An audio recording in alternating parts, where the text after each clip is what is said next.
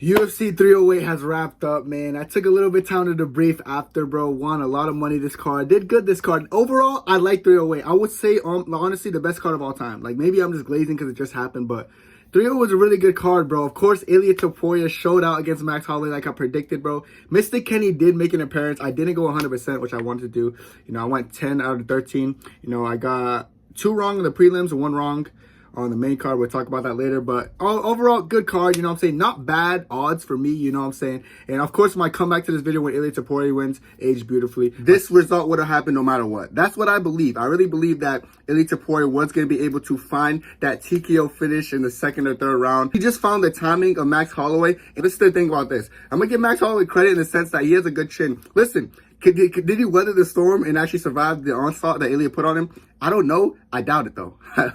I doubt it. If Max Holloway's chin's legit, we're going to find out this fight. Like, of course, Ilia Topuria is going to put him on the ground. It's like, there's no doubt that, like, I know that's going to happen. I know Ilia Topuria is going to drop him. It's a matter of, is Max Holloway tough enough after he gets dropped to continue fighting? I don't think so. A guy like Ilia who could strike with you and who could wrestle you, bro. I wouldn't be surprised if Ilia shoots in a little takedown here and there. My comeback to this video when Khamzat wins, aged beautifully. I know you guys are probably surprised at how good Khamzat Chimaev is. I already knew Khamzat Chimaev was this good. Whittaker, if you survived that first round, kudos. I just doubt you survived it. I'm pretty sure Khamzat probably likely just beat this guy by TKO or submission in the first round. In both of those videos, I said exactly how they're going to win, and they won exactly the same way. So it's always good for Mr. Kenny to make an appearance. But let's start off with the main event with Ilia Topuria versus Max Holloway now. I knew what was going to happen in this fight. I knew that Max Holloway was good, but being good is one thing, and then going against Ilia as a primary striker, I just don't see anyone who could beat Ilia in 145 just using primary striking. Now, the best person when I look at who could beat Ilia, I see like a Mavzar or Aljo or someone who's going to go in there with a different game plan, make him wrestle or make him do something different. Because if you're just going to like, oh yeah, I'm going to go in there, dude, I'm going to go in there, bro, cowabunga, bro, let's strike, dude, let's strike. You can do that for so long. Like, the thing about this is, like, you can only do that to an extent, and then you're going to get caught. I feel like it's a ticking time bomb. Like, I know he wants to go up and fight Islam. It's very hopeful thinking, wishful thinking from Topuria. He won't beat Islam. Like, Islam would mix in striking with wrestling, make it hard for him. You know, Max Holloway did have moments. I give Max Holloway credit there, and I knew he'd be kind of tough. It just came down to, like, I knew if the longer Max stayed on his feet, the more in jeopardy he was. Ilia even showed a diverse, you know, he showed he could wrestle in that fight too. Nothing surprising there, you know. Everything Ilia was doing, I kind of expected him to do. Yeah, Ilia's talented, man. He's good. He's good, man. He's fighter of the year, bro. I know they narrative, oh, yeah, Alex Pereira. He beat Yuri Prochazka, Jamal Hill, and fucking Khalil Roundtree. Those are all legendary, nasty opponents. They're not, bro. They're not, bro. Like, they're good. They're good quantity. In my opinion, quality over quantity. I know some people are like, nah, dude, it's quantity over quality. Who cares if you're beating the GOATs of your division? It only matters if you're beating the number 8 ranked guy, dude. You know, that's more cowabunga. Yeah, say what y'all fucking want. Topuria is definitely fight of the year. Topuria knocked out Max Holloway and knocked out Volkanovski. He didn't just beat the featherweight GOATs. He knocked them out brutally. He did it within the first 3 rounds for both guys. 3rd round for Max Holloway, and of course, 2nd round against Volkanovski. He's beating the best of the best in his division by finish in very impressive way. Yes, Pereira's beating the number 8 ranked Khalil Roundtree, you know, after going through adversity, you know what I'm saying? That's cool, I guess. You know, beating Jamal Hill, that's cool, I guess. Yuri Prochazka, who didn't deserve the title shot, that's cool, I guess. We're going to talk about Pereira a little bit later when we bring up Ankalaev, but yeah. Obviously, Topuria's fight of the year. There's no ifs, whats, or buts about it. I know people are going to cry about it in comments if your poets are. Like, but like I said, like quality over quantity, you can't really argue that. You can't tell me, nah, Kenny Jamal Hill, dude. I don't know. Jamal Hill's better than Volkanovski, man. You know, Yuri Prochazka is better than Max Holloway. Yeah. Say what you want, bro. Like I said, y'all can try to gaslight yourself. Just don't gaslight me because I'm not easily gaslit. Like, you can't really just confuse me and, like, make me look stupid. But, yeah, I'm glad this fight went. I celebrated pretty hard for this fight. I was very excited. Not because, like, I was actually very sad to see Max Holloway lose, but you know, Ilia was, like, the ending of, like, 4 of my parlays. So, thanks to Ilia, I made a couple hundred. I wanted to make a couple thousand, but like I said, I didn't get every fucking pick right, but we're going to get into that. But like I said, Ilia Topuria, flawless performance, fight of the year, absolutely. Just talented, bro. You can't strike with him. I don't know when people are going to find, like, it's almost like striking with Pereira. It's like, it's a ticking time bomb unless you're actually, like, equipped enough to strike him with a good chin. Max Holloway gets hit too much. I was prefacing that the whole entire build-up. It's okay to get butchered by Volkanovski. Like, Volkanovski lands 200 strikes on you, you're probably going to survive like Max Holloway did. But if Ilia Topuria is landing like fucking 80 strikes on you, you're probably not going to survive. It's just how it is. Power difference means a lot. I saw Volk get in the ring like, yeah, dude, I'm next for the fight, bro. Calabunga. Bro, it makes no sense. I don't know if anyone, and first of all, it ruined his moment. I don't even know why they put Volkanovski in the ring. Like, Ilia knocked this guy out like earlier this year, and you got to bring him in the ring like, and Volk like, wants to run it back. Like, listen, I think Volk was being respectful about it, but it was Ilia's moment. It was Ilia's moment. It's kind of stupid that they even brought Volk in there. Like, no one, I don't think anyone in the arena on the planet thinks Volk's gonna just go in an instant rematch and just beat Ilia Topuria. Doesn't make sense. I don't know who would think that. I don't know why you would think that. But Volk still has no chance against Ilia. Like, unless he needs to go in there against Lopez and, like, kind of build himself up a little bit. Just the instant rematch doesn't make sense for Volk with me. So, yeah, I don't know. Don't do that fight next. I think the winner of Movsar versus Aljo should get the title shot over Volkanovski. In the meantime, Volk should fight Lopez or something like that. So, yeah, Topuria, I'm very impressed with his performance, bro. And he's one of a kind, though. He's so fun to watch because his boxing is just beautiful. And he gave Max Holloway a boxing clinic. He gave him a boxing lesson. He showed him who the actual best boxer in the UFC is. Of course, Ilia is 16-0. He's still like 27. Dude, this guy's fucking crazy, bro. I can't believe he's this young and he's this good. So, came in as a grappler, and now he's the best boxer in the UFC, literally. And now he's beating the best boxer in the UFC. So, Ilia Topuria, nothing negative to say about you. Mwah. I'm beautiful, my friend. Dale. Out for the co-main event, of course, Robert Whittaker versus Khamzat Chimaev. Of course, I predicted this one as well. I said Khamzat's going to go in there and probably finish him in the first round. I just don't see Whittaker lasting. And I was right in the sense that Khamzat went in there. And Whittaker is good. Like I said, I try to preface in my comeback to this video when Khamzat wins that, like, after Khamzat makes it look easy, don't be surprised and, like, don't think Whittaker's bad. Whittaker's great. But Khamzat's grappling's on a different level. I feel like people aren't really processing that. I remember watching an interview with DC. Robert Whittaker was like, if Khamzat's this good, we're gonna find out if he's this good. Now he knows he's this good. After being in there, he knows like the kind of like adversity Usman was going through. It shows how good Usman is, chat. Like I've told you guys, Usman's not washed, but people try to gaslight me. Usman on 10 days notice gave Khamzat his hardest fight of his career. You know, he survived that first round. Surviving that first round is easier, harder than you guys think, man. Like, I really feel like the only reason Burns survived it is because he respected Burns' BJJ too much. Usman survived it because he's just good. And then Whittaker couldn't survive it. It's not because Whittaker sucks now. No, Whittaker doesn't suck. Khamzat beats every 185 on the planet. I've said Khamzat. I made that video. Khamzat's the best middleweight on the planet. It's a fact. And I believe it. And even after this fight, I believe it even more so. I knew how this fight's going to go, but to see it happen in Whittaker in real time, it's like, it's surreal. I can't lie. It's actually a surreal feeling. It's like crazy to actually watch Khamzat just go in there and kind of just impose his will on Whittaker and make Whittaker almost give up in there. Not almost give up, make Whittaker literally give up in there. And how fast Whittaker tapped threw me off. Like, I remember when I saw it live, I was like, oh my God, what the fuck? Like, he just panic tapped. Turns out, like, I'm not even going to show the visual because the jaw was crazy, but he literally broke his teeth. Like, see this teeth, bro? It just got pushed into, like, his fucking tongue. Like, he broke his shit. I knew it because I was like, why is he panic tapping? Like, what the hell? This looks like... It looks like he just didn't want to get choked or something, but it turns out the neck cranked, the face cranked, it just cranked his whole face. I don't know how strong this dude is. Like, I don't know how strong his, like, squeeze is, but his squeeze it's gotta be pretty damn strong to make fucking, you know, Whittaker tap that quick and Whittaker's jaw to look like that. So this guy's a freak of nature. Like I said, best 185. I'm not going back on my word on that. I've been saying it. And I'm going to ride that narrative, and I believe that narrative full-heartedly. And people can keep calling me crazy before these fights when I'm making these crazy predictions. Yeah, Khamzat's going to go in there and finish, you know, Whittaker the first round. He called me crazy, and then it happens, and, oh, yeah, dude, Mr. Kenny, dude, cowabunga. You know what I'm saying? But, you know what I'm saying? It's about having a perfect hairline and predicting these fights beautifully. Khamzat Chimaev, no surprise here. 14-0 now. He deserves a title shot over Sean Strickland. Sean Strickland made a tweet on Twitter talking about, like, oh, I deserve it. You go back to Chechnya or something. I deserve it. I beat Paulo Costa. Paulo Costa is the best fighter on the planet. yeah. Paulo Costa win. Okay, his last two fights, one loss, one win. You know, lost to DDP, beat Paulo Costa. Khamzat Chimaev just beat Robert Whittaker, who also beat Paulo Costa, who also beat Ikram Askarov. He beat Robert Whittaker, okay? And then before he beat Robert Whittaker, he beat Kamaru Usman. So, which is more deserving? Usman, Whittaker, and fucking 12-fight win streak, like 14-fight win streak after that, like pretty much?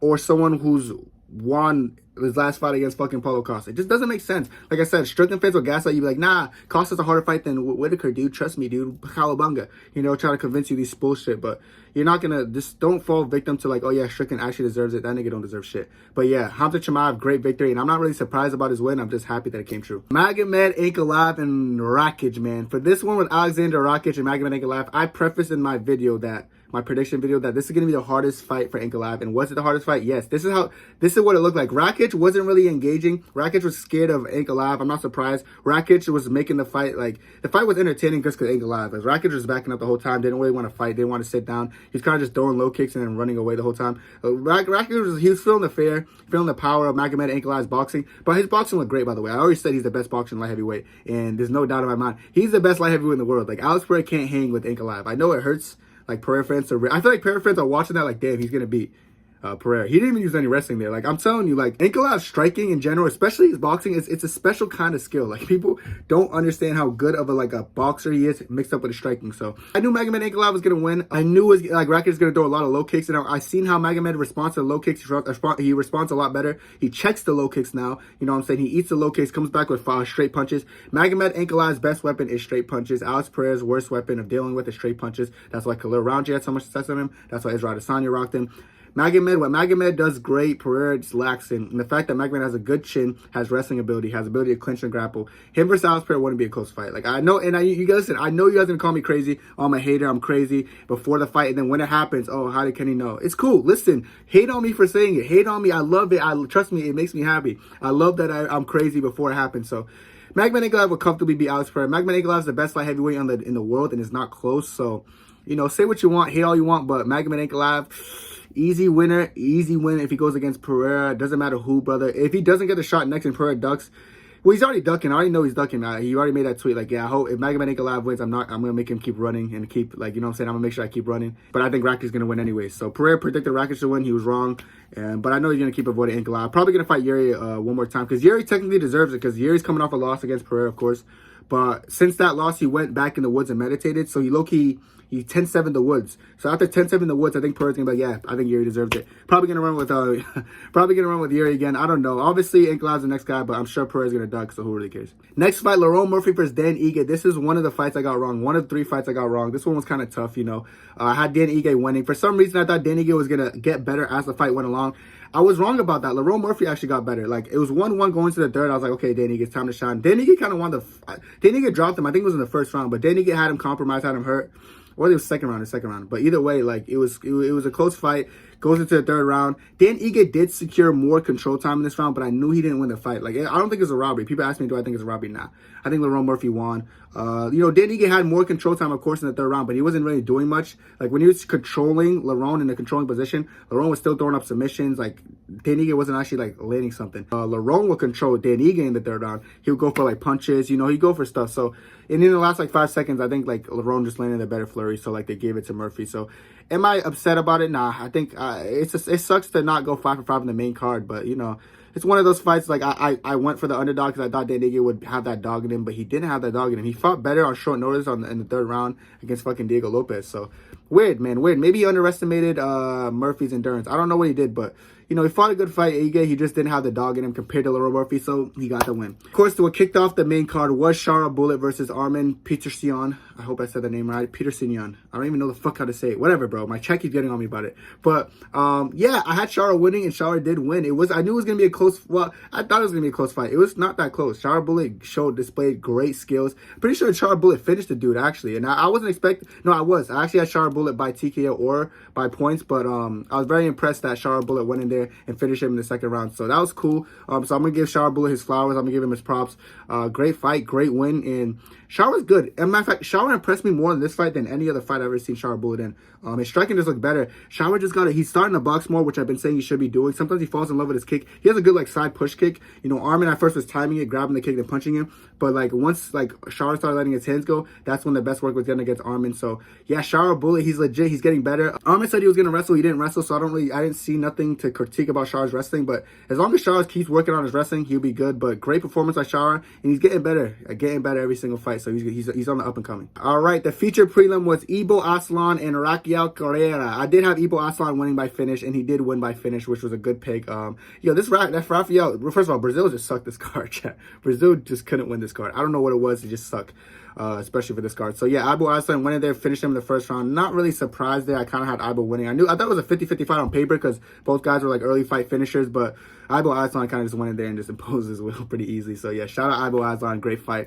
And then of course we had Jeff Neal versus RDA. I had Jeff Neal by TKO in points. He got a first round finish. Weird finish in the sense that RDA did hurt himself and did fall on the ground, but I kind of feel bad for RDA, like it was a leg injury, but I'll be real, either way, Jeff Neal probably would have finished him. Jeff Neal would have found the finish no matter which way he sliced the kick. So RDA was tough, but I knew Jeff Neal was going to be enough, so that was an easy pick for me. I knew that Jeff Neal was going to go in there and impose his will. Jeff Neal's he's always going to be tough. RDA, like, after hurting himself like that, bro, I think he should just wrap it up. Just nothing beneficial for him left in the UFC. So if I'm RDA, bro, I'm packing up. You just turned 40. Pretty sure that was his birthday that he just got injured on. So, man, just go celebrate your birthday, bro, and just leave the UFC for a little bit. Unless you still need to make a paycheck, go for it, dog. And the second fight that I got wrong was Rebecca versus Orabai. So I got 3 fights wrong. It was the Murphy fight, the Orabai fight, and the Lex fight is right below this one. But yeah, with Orabai, I thought Orabai was going to be enough to outwork him. I knew this was a risky pick. Like, I can't lie. I knew that Rebecca was tough, but I thought as the fight went along, Orabai would, like, mix in wrestling and kind of, like, overwhelm him. Orabai did try to wrestle Rebecca. He's, like, stocky, short guy. Rebecca did some like great work not getting taken down. This is probably fight of the year caliber. Fight of the night, definitely. Fight of the year caliber, though. The way, like, initially Rebecca was getting the best of him, closed his eye in the first round. Then Orabai came back. It was 1-1 going to the third. And then, like, in the third round, he rocked Orabai bad. Had Orabai in the worst position. I'm talking, like, I thought the fight was going to get finished. But Orabai's like some kind of Genghis Khan zombie. He just keeps fighting and keeps fighting and keeps fighting. And, like, when he's still fighting, it's crazy because, like, he's not stopping on himself. I thought the fight was going to get stopped. I kept saying, don't stop it. But they could have been stopped and kind of fair. But I'm glad they didn't stop it because Orabai kept fighting and made it fight of the year caliber because then he hurt Rebecca. And that third round was really close. Even towards the end of the third round, I thought they might even steal it to Orabai. The way, like, he kind of, like, was hitting Rebecca was snapping his head around. It was such a good fight, man. There's 2 great fights for both guys. Of course, this is one of the picks I get wrong, like, Orabai just going to slugfest and just getting outworked by Rebecca. Good. I don't know if he got outworked, though, because, like, towards the third round, the very end of it, I thought Orabai was in the dominant position when he was landing those shots. So, great fight, man. I love both of them. Orabai does not lose Aura points. People are saying, oh, Orabai is dead. He sucks now. I don't think he sucks. I feel like he just had fight of the year caliber. You shouldn't, like, degrade the guy. You should, like, fucking promote the guy, cheer for the guy. Like, he just gave us a crazy fight, the best fight on the card by far. So yeah, shout out Orabai, still my dog, but Rebecca, congrats on the win. And the last fight I did get wrong on this card was Abus Magomedov versus Bruno Ferreira. I thought Bruno Ferreira was gonna catch him, he's gonna hurt him, or gonna finish him, or even outwork him.